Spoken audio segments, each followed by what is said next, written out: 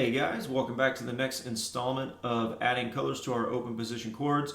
In this video we're looking at D and A, two chords that definitely get used in this manner very regularly.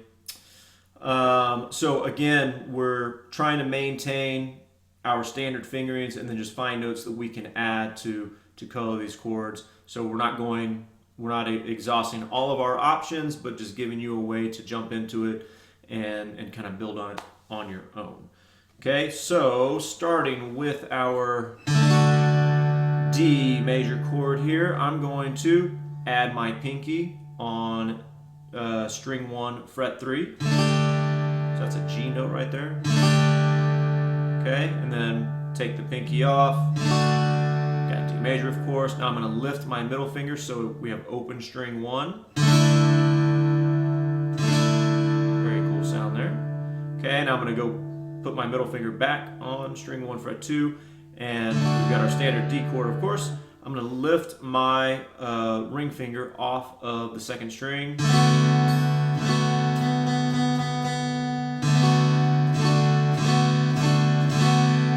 another cool sound using an open string there. And then put that ring finger back on, and on the third string, I'm just going to lift my index off of string 3 and play string 3 open.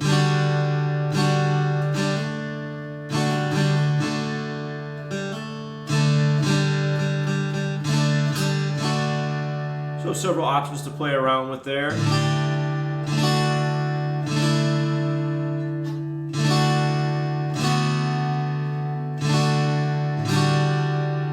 So like I said, not exhaustive, but there's plenty to work with there. And then on the A major chord, I typically play my A major with fingers 2, 3, and 4 stacked on top of one another. So I'm going to start on the second string, and then I will come back to string 1 because I'll change the fingering for that. So starting on string 2, okay, we just have our regular old A major there. I'm going to shift my pinky up to string 2, fret 3. And then I'm going to walk that right back to C sharp, A major. And then I'm going to lift my pinky, and I've got open string 2. Okay, and then on string 3, I'm going to grab string 3, fret 1, so change my finger just a little bit there. String 3, fret 1. And then I can play string 3 open. So that was standard A there, string 3, fret 1, string 3 open. And then I'm going to go back to string 1, and I'm going to alter the fingering a little bit. Depending on how you're wanting to use these notes, you don't necessarily need to use a bar, but that's the way I'm going to do it here, just to keep everything else the same, right? So standard A major. Now I'm going to incorporate string 1, fret 2 and string 1, fret 3. And to do that, string 1, fret 2. I'm just barring 4 strings there, which may not be the easiest thing right now to do, but just as an FYI, you have it as an option. And then string 1, fret 3. I'm still using a bar there. So standard A, adding string 1, fret 2, and adding string 1, fret 3.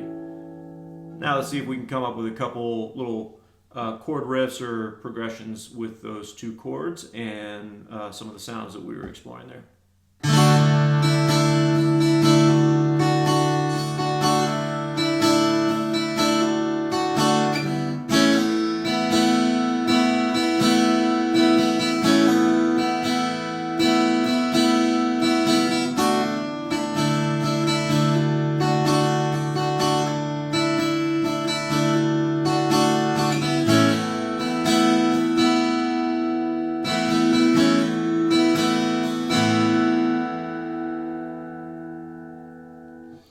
So there, I'm just playing around with regular old D major and pulling off from string 1 fret 2 to the open string. Just kind of playing around with my strum pattern and rhythm there, nothing too intricate. And then I'm doing the same thing on the A chord, pulling off from string 2 fret 2 to string 2 open.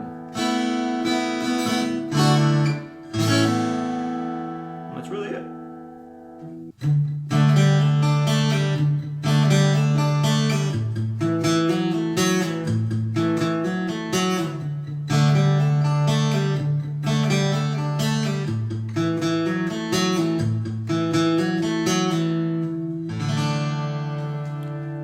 So there, just adding a little bit of a palm mute, playing around with really my power chords here, and then really just playing around with those 3 notes: string 3 open, string 3 fret 2, and string 2 fret 3.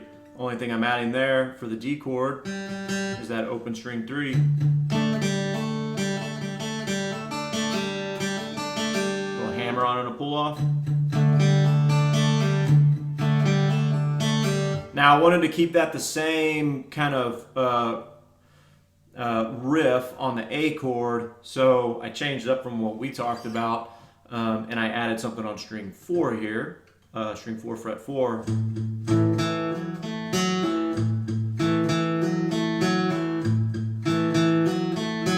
So I'm doing the same little kind of palm mute on the A chord there, and then going from string 4 fret 2 to string 4 fret 4, string 3 fret 2, string 4 fret 4, pull off to string 4 fret 2.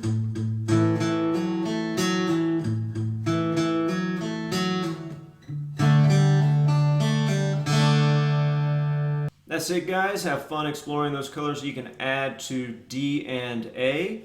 If you come up with something that you really like and you want to share it, please feel free to do so. Got one more video similar to this where we're going to look at E minor and G, but really the possibilities are endless, just giving you food for thought and just a way to explore just creativity and creating new sounds on the instrument. And then really it's just infinite possibilities at that point. There's just so many combinations that you can come up with. So just have fun with it. Let me know if you have any questions, and see you in the next video. Thanks.